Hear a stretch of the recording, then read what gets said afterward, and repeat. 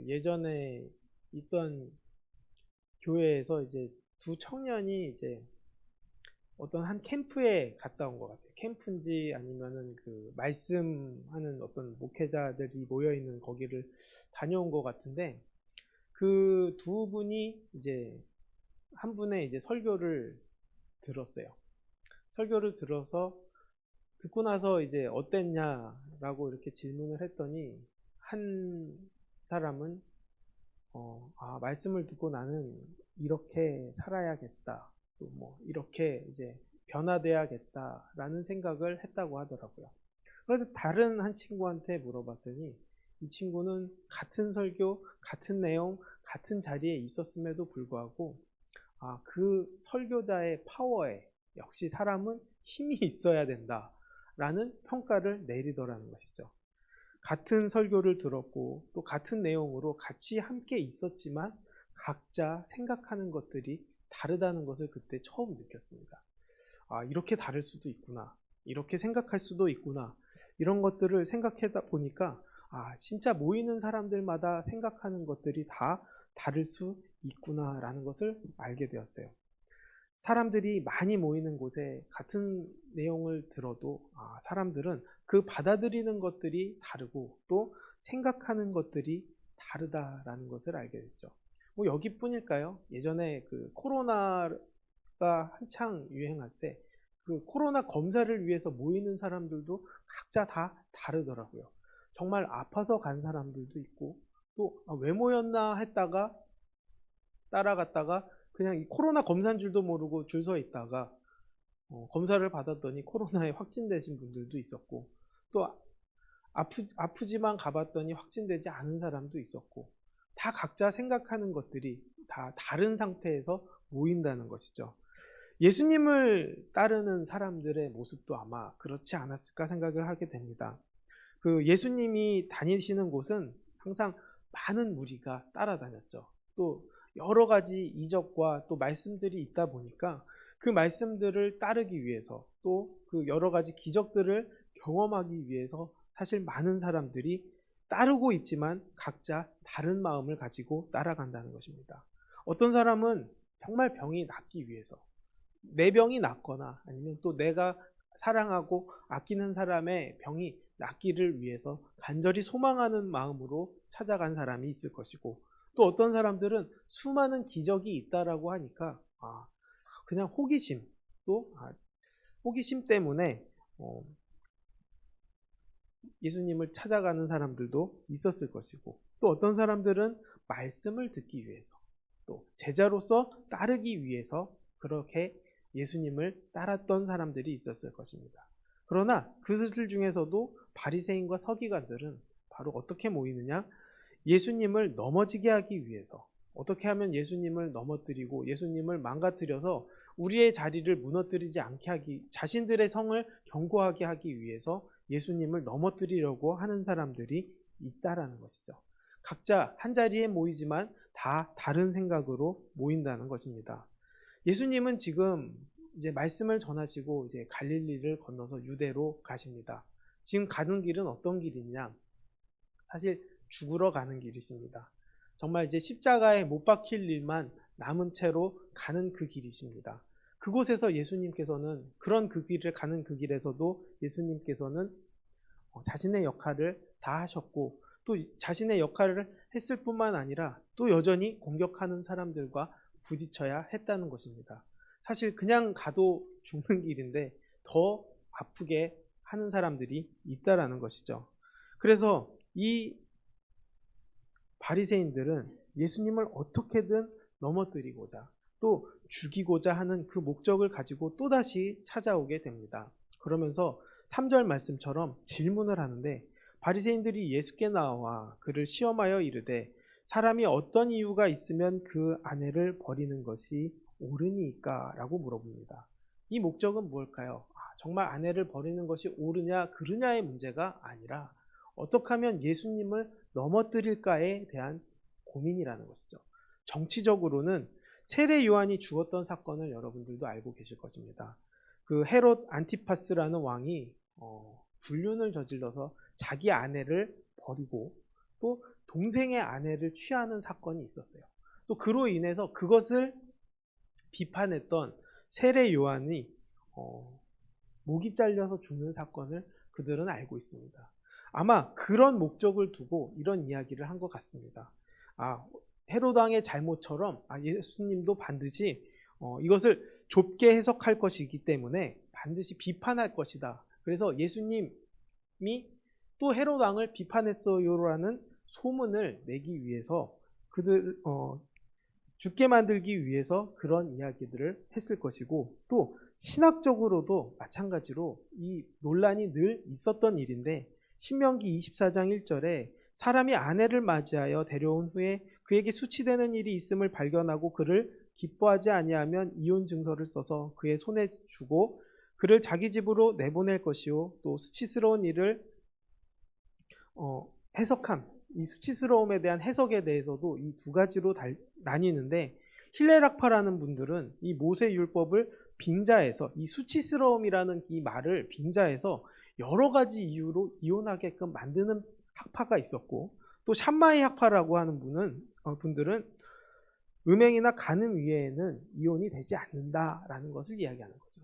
그래서 이 힐레락파 같은 경우는 밥을 태워도 이혼할 수 있다라고 이야기를 하고, 밥이 맛이 없어도 이혼할 수 있다라고 생각하는 사람들이 이 힐레락파였는데, 이들의 자리에서도 또 논쟁을 만들기 위해서 예수님을 이 논란의 자리로 이끌었다는 것이죠.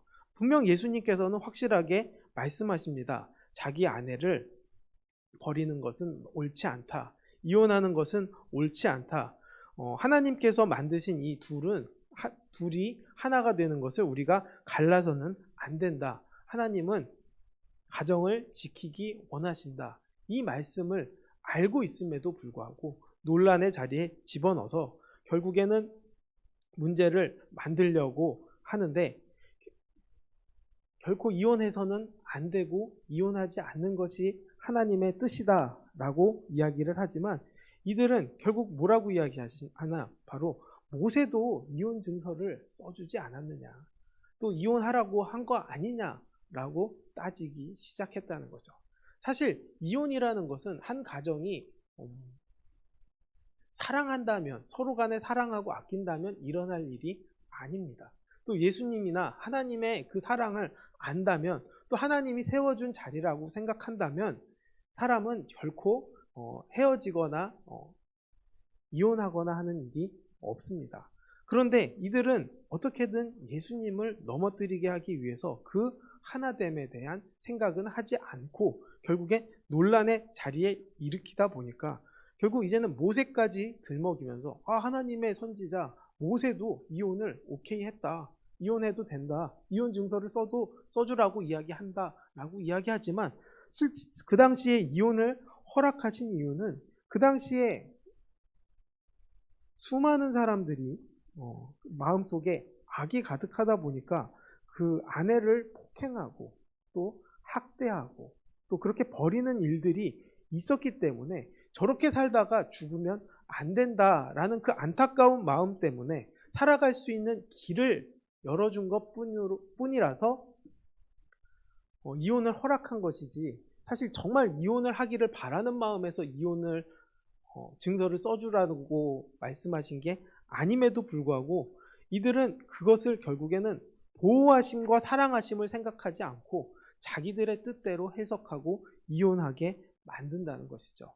사람이 악하기 시작하면 이렇게 올바른 법도 하나님의 사랑도 다 왜곡시키고 또 그것을 통해서 죄를 다시 한번 일으키게 된다는 것이죠. 그래서 예수님께서는 계속적으로 그렇게 하는 거 아니다.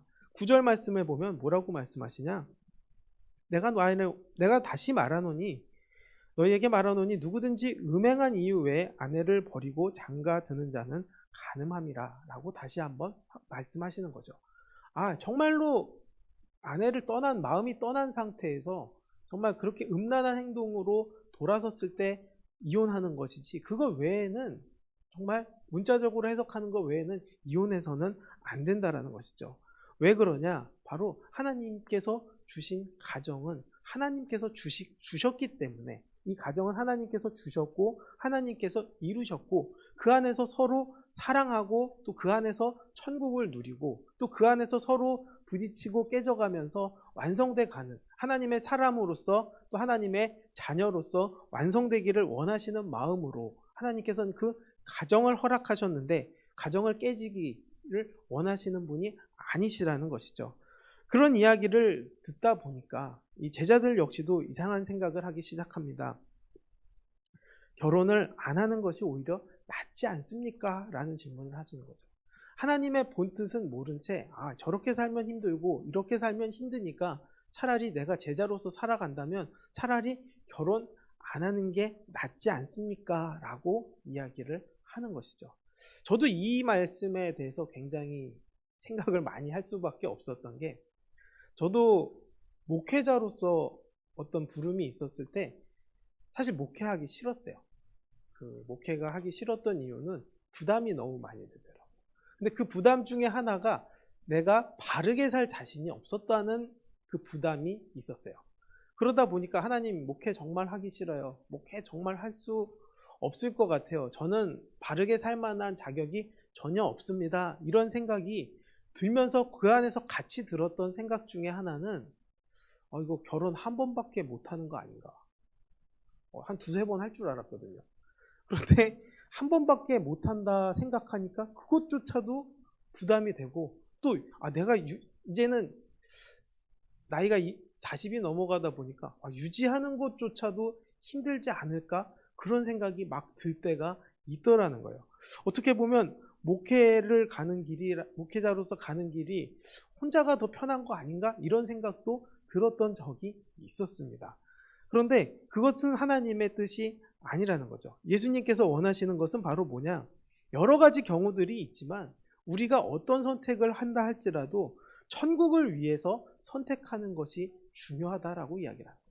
결혼을 통해서 기본적으로 결혼을 하는 것을 예수님께서는 원하고 계시고 또 그 결혼을 통해서 올바른 가정을 이루고 하나님 나라를 이루는 것이 가장 중요한 1순위고 또 하나님 나라를 위해서 가끔 못할 수 있는 사람들도 있지만 중요한 것은 그 나라를 바라보고 그 나라를 전하는 일에 있어서 정말 중요한 일이 결국에는 안 해서 되는 일이라면 안 할 수도 있다라는 것이지 결코 결혼을 해서는 안 된다라는 뜻이 아니라는 것입니다. 그렇기 때문에 이 독신은 어떻게 보면 하나님의 일에 집중하려고 또 헌신하는 사람에게만 허용된 은사지 이 독신을 주장하는 것도 아니시고 또 이 독신으로 온전히 헌신하는 일은 아름다운 일이지만 또 억지로 강요하는 일도 아니라는 것이 바로 독신이라는 것이죠. 이 가정을 이루는 일이나 결국엔 독신으로 사는 일이나 또 이 모든 과정은 결국에는 하나님의 은혜와 영광을 위해서 선택하는 길이라면 그 길은 상관없다라고 예수님께서는 말씀하고 계신다는 것이죠. 결국에는 어머니 태로부터 고자된 사람도 있고 또 사람이 만든 고자도 있고 천국을 위하여 스스로 된 고자도 있도다라는 것은 결국에는 각자 다 다른 상황 속에 있지만 하나님의 영광을 위해서 어떤 것을 선택한다 할지라도 하나님께서는 그 길에 대해서는 반대하거나 막지 않으신다라는 것이죠. 결국에 중요한 것은 이 모든 과정 속에서 우리는 하나님의 마음을 아는 것이 중요하다는 것입니다. 결국 결혼을 통해서 하나님의 형상을 닮아가는 것이 중요하다는 것이죠. 나 하나 사는 이 세상이 아니라 우리가 함께 살아가고 경험하고 천국의 기쁨을 누리기 위한 곳이 바로 가정이라는 것입니다. 결국 이 가정의 주인이 하나님이라는 것을 우리가 선포해야 한다는 것이죠. 또 우리는 이렇게 세상 속에서 깨어진 가정들을 위해서도 기도해야 합니다. 왜 기도해야 하냐? 하나님이 세우셨다라고 믿는다면 깨지지 않기를, 또 하나 되기를, 또 하나 돼서 기쁨을 나누기를, 그 기쁨을 통해 천국을 사모할 수 있게 되기를 우리가 각자 기도해야 한다는 것입니다. 또 결혼을 하지 않은 사람들을 위해서도 기도해야 한다는 것입니다. 하나님의 뜻이 무엇인지 알고 달려가기를, 또 결혼을 안 해서든 결혼을 해서든 결국에는 하나님을 바라보고 달려가기를 원하는 마음으로 우리는 기도해야 한다는 것이죠. 결국 사람들은 각자의 아픔 때문에 이런 선택들을 하게 되지만 결국 우리가 교회를 통해서 그 아픔을 품고 나누고 기도함으로 인해서 이 모든 것들이 회복되기를 원하시는 하나님의 마음을 알고 우리가 달려가게 되기를 원합니다. 결국 이 땅에 악한 생각들이 가득하면 좋은 뜻도 악해질 수 있다는 것을 우리가 인생을 살아가면서 경험합니다. 또 나쁜 뜻으로 만들었다 할지라도 우리가 사랑으로 품고 사랑으로 아끼고 하나님의 뜻으로 살아가게 되면 그것도 하나님 안에서 아름다운 일들이 될 수 있다는 것도 우리가 보게 됩니다. 결국 중요한 것은 우리가 하나님의 마음을 아는 것입니다. 또 하나님의 은혜를 아는 것입니다. 그렇게 은혜를 알고 살아간다면 이 어떤 뜻이다 할지라도 결국에는 하나님의 뜻으로 만들어서 결국에 하나님의 뜻을 전하는 사람이 되기 때문입니다. 오늘 하루 우리가 하나님의 마음을 알아서 이 결혼의 과정도 또 우리의 인생의 과정도 결국에는 하나님의 마음을 아는 것이라는 것을 깨닫고 또 승리하고 살아가는 저와 여러분이 되기를 주님의 이름으로 축원하겠습니다. 기도하겠습니다. 사랑과 은혜가 많으신 아버지 감사합니다. 우리가 진정으로 하나님 마음을 알기를 원합니다. 또 하나님의 마음을 알아서 세상의 악한 것들이 우리를 방해하고 또 우리를 핍박하고 어렵게 한다 할지라도 우리가 주님을 아는 마음으로 사랑하게 하시고 품게 하시고 또 그들을 위해서 기도할 수 있게 하여 주시옵소서. 또 그들이 회복하고 변화되게 하여 주시고 또 하나님의 뜻을 알므로 모든 것을 사랑함으로 품어나갈 수 있게 인도하여 주시옵소서. 예수님의 이름으로 기도드렸습니다. 아멘.